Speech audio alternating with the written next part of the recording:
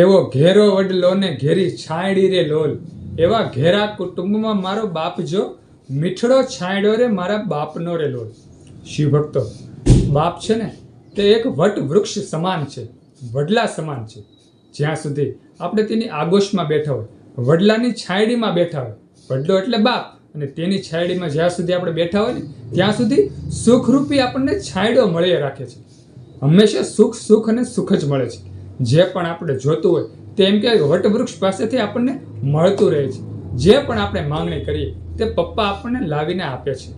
અને જે સમયે એમ કહેવાય કે તે વડલો સુકાઈ જાય, એટલે કે જગતમાંથી બાપ જતો રહે ને ત્યારે આપણને તડકાની અનુભૂતિ થાય છે. તાપ શું છે, દુઃખ શું છે, કષ્ટી શું છે, તેની આપણને બધી ખબર પડી જાય છે. જ્યારે બાપ હયાત ના હોય ને ત્યારે જીવનમાં શું શું દુઃખ આવે છે તેની બધી અનુભૂતિ આપણા જીવનમાં થઈ જાય છે. શિવ ભક્તો, એટલે હંમેશા જ્યાં સુધી બાપ છે ને ત્યાં સુધી તેને સાચવી લેવા, તેના આગોશમાં સુખ ભોગવી લેવું. શિવ ભક્તો, મા અને બાપ છે ને તે શિવ અને શક્તિરૂપ છે. તેની ગમે તેટલી સેવા કરીએ ને તેટલી ઓછી જ પડે. તેના ઉપકાર આપણી ઉપર એટલા છે કે આખું જીવન આપણે તેની ઉપર ખપાવી દઈએ, તેની સેવામાં ખપાવી દઈએ તો પણ આપણું જીવન એમ કહેવાય કે ઓછું જ પડે છે. એટલે ખાસ કરીને મા બાપને સાચવી લેવા. અને એમ કહેવાય છે મા તો કદાચ તમને બે શબ્દ કહી દે, દુઃખની વાત કહી દેશે, કારણ કે મા જીરવી નથી શકતી, પણ બાપ ક્યારેય પણ પોતાને દુઃખની વાત પોતાના બાળકોને કહેતા નથી. હંમેશા દુઃખ એમ કહેવાય કે સહી લે છે, નીલકંઠ બની જાય છે. ભગવાન મહાદેવની જેમ બાપ છે ને તે કંઠે ઝેર રાખી લે છે. સંસારરૂપી ઝેર છે ને તે બાપ હંમેશા કંઠે રાખે છે. પોતે પણ પાચન નથી કરતા, પેટમાં નથી ઉતારતા, અને બાળકોને પણ નથી કહેતા. આ બાપ છે. હંમેશા એમ કહેવાય કે મા કરતા હું તો એમ કહું કે બાપનું બિરુદ ઊંચું છે.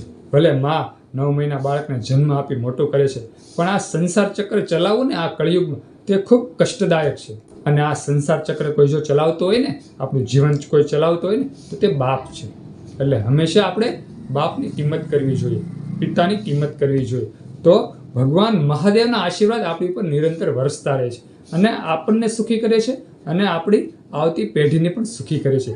જ્યારે આપણે આપણા બાપની, આપણા પિતાની, આપણા દાદાની એમ કહેવાય જ્યારે આપણે કિંમત કરીએ, તેને સાચવીએ, તેનું ગઢપણ સાચવીએ ને ત્યારે ઈશ્વરની કૃપા નિરંતર આપણી ઉપર પણ વરસે છે.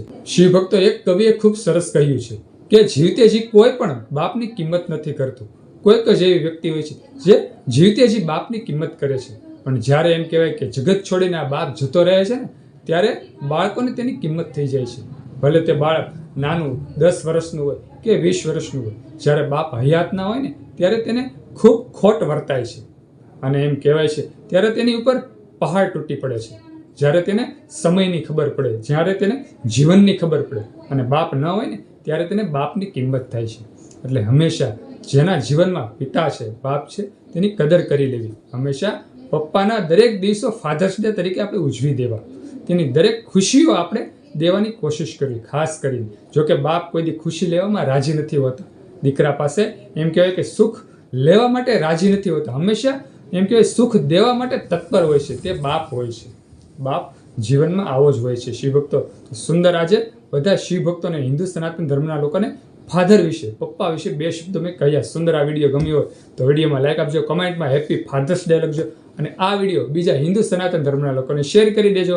બધા શિવ ભક્તોને, હિન્દુ સનાતન ધર્મના લોકોને મારા હર હર મહાદેવ, ઓમ નમઃ શિવાય અને હેપી ફાધર્સ ડે.